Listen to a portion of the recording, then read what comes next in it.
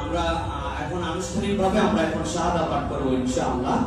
আমি যেটা বলবো আপনি সেটা ইনশাআল্লাহ বলার জন্য চেষ্টা করবেন। আপনি বলেন আশহাদু আল্লা ইলাহা ইল্লাল্লাহু ওয়াহদাহু লা শারীকা লাহু ওয়া আশহাদু